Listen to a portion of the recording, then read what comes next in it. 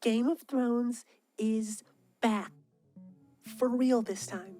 A Knight of the Seven Kingdoms might be the best thing to come out of this franchise since the early seasons of Game of Thrones. And that is no small praise. After the divisive ending of Game of Thrones and a rough season 2 for House of the Dragon, it almost looked like Westeros had lost its magic. But A Knight of the Seven Kingdoms does something new. It explores a smaller, more grounded, and more emotional part of this world. And in doing so, it reignited the spark that got so many people to fall in love with this franchise in the first place.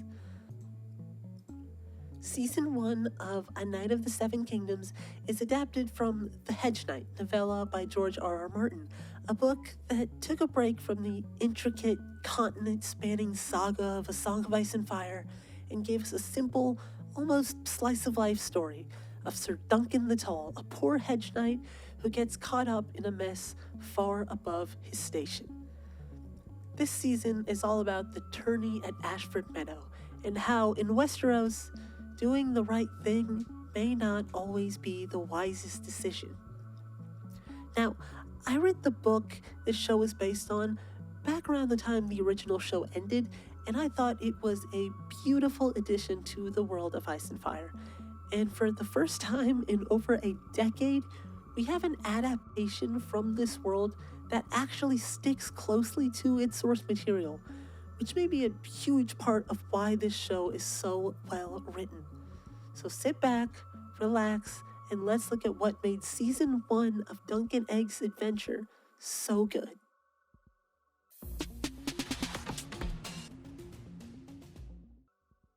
I believe that the biggest reason this show succeeds is its characters.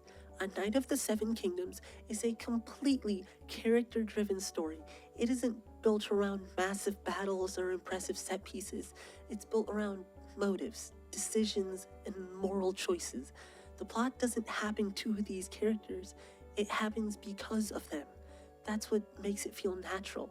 That's what makes us so invested in this relatively small story. That's exactly what made the early seasons of Game of Thrones so compelling.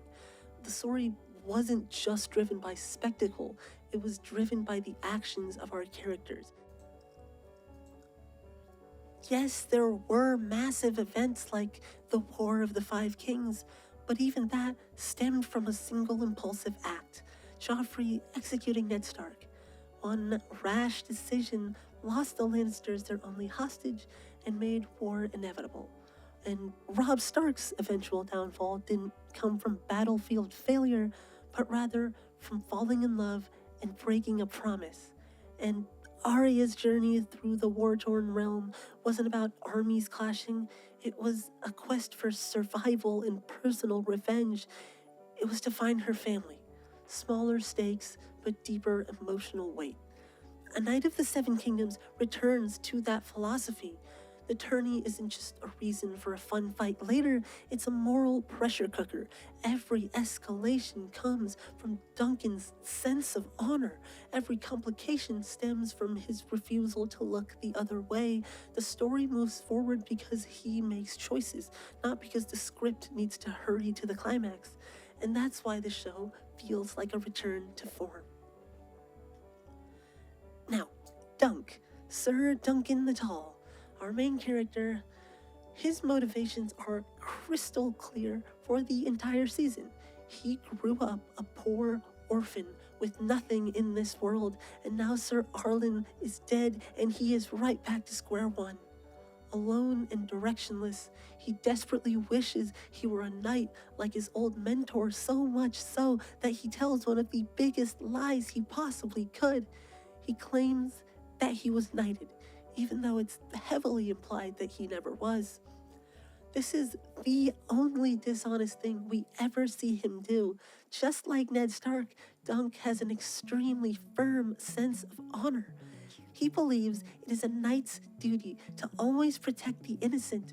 He's just yet to understand that most of the knights of Westeros really only care about their personal status.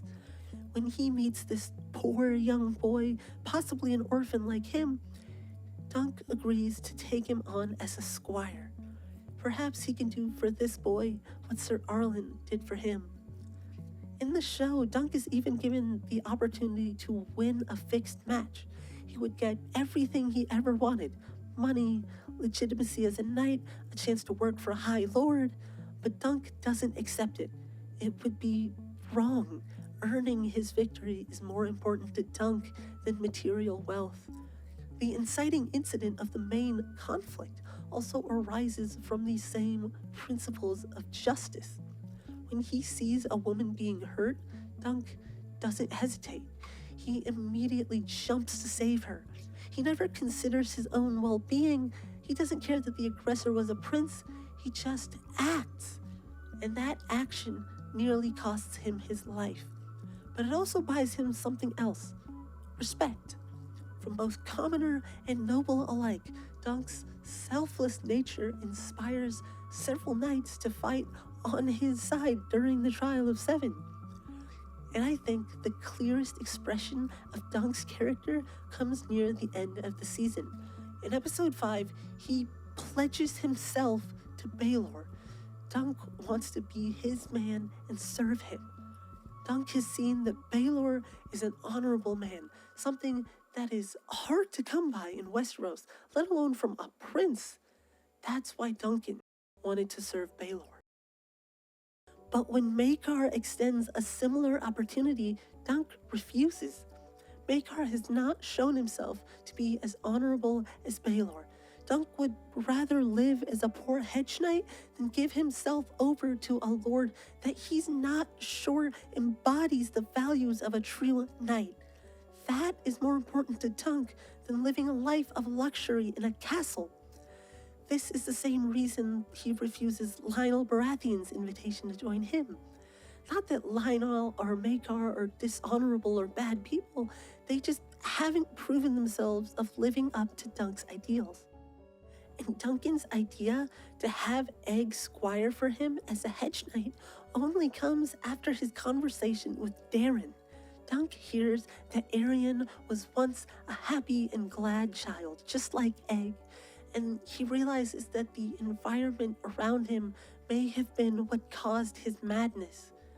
Dunk has grown fond of Egg by now, and he has seen what Egg can become. There are two paths in front of Aegon, one leading him to be more like Aegon, entitled and selfish, and one leading him towards compassion and honor. Dunk wants to guide Egg down the right path. And speaking of Egg, let's talk about him now. This choice in front of him, the opportunity to be more like his uncle or his brother, is what drives him through this whole show. Egg hates his brother Aegon. We see that clear enough. And even though he loves Darren, Egg is aware that his oldest brother is not a good role model. The environment he's grown up in is not conducive to creating good people. Aegon is cruel, Darren's the shit knight, and Maekar, even though he loves his kids and tries his best, is still hard and believes that royals are above all others. But when he joins Dunk, Egg realizes that he could be quite happy living the simple life. There's just something about Dunk's peaceful existence, protecting the innocent and working for other lords, that appeals to Egg.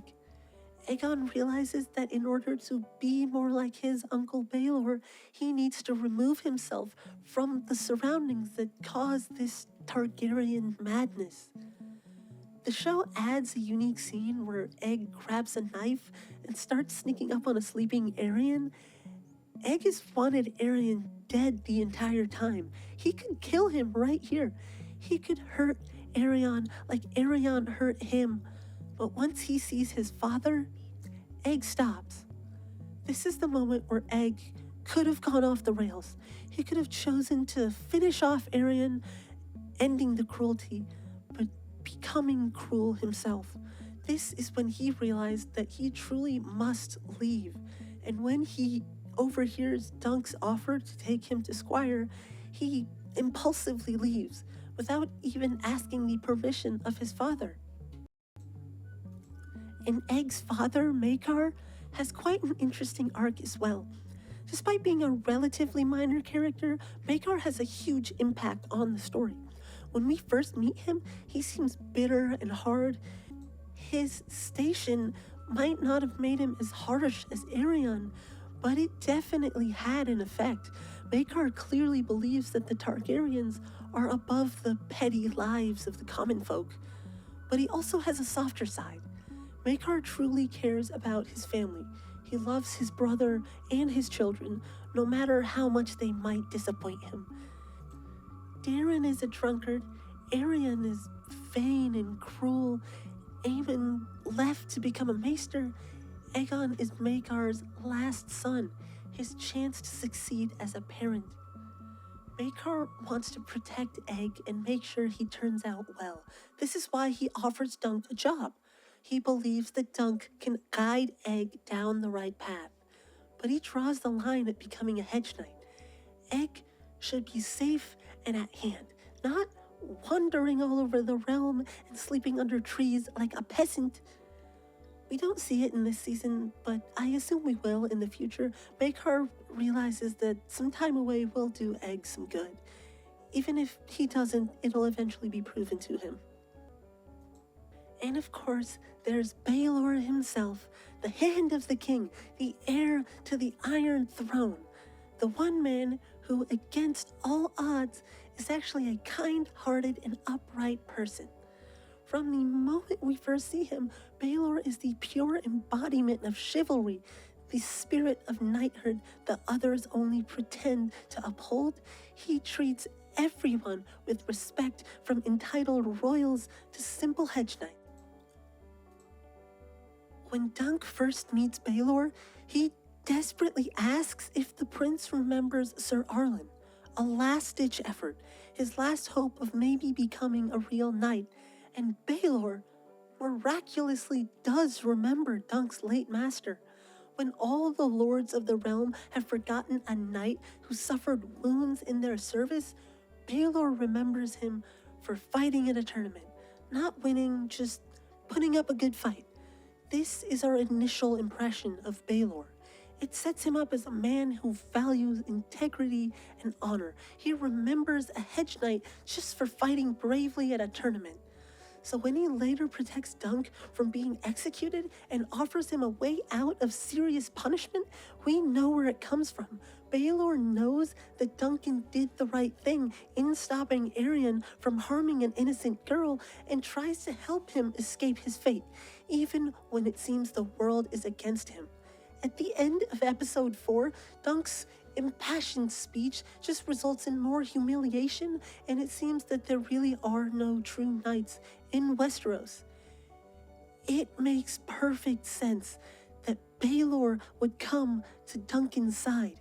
It feels inevitable. Baelor has been shown to be just, and we know by then that he would never let Duncan die for doing the right thing. Baelor could have been great, the best king since Aegon the Conqueror, and that's what makes it so tragic that Baelor dies for a hedge knight. What importance to the realm did Dunk have compared to the prince? Baelor could have saved lives and led Westeros to a golden age. Instead, he dies for a commoner, for someone the realm would consider insignificant. But that's exactly the point. Baelor doesn't weigh a man's worth by his status, he weighs it by his character. His decision to fight beside Duncan is the purest expression of who he is. It cost him his life, but it was never going to go any other way. And this is a story where actions have consequences. It may result in his death, but Baelor, like Dunk, refuses to compromise on his principles.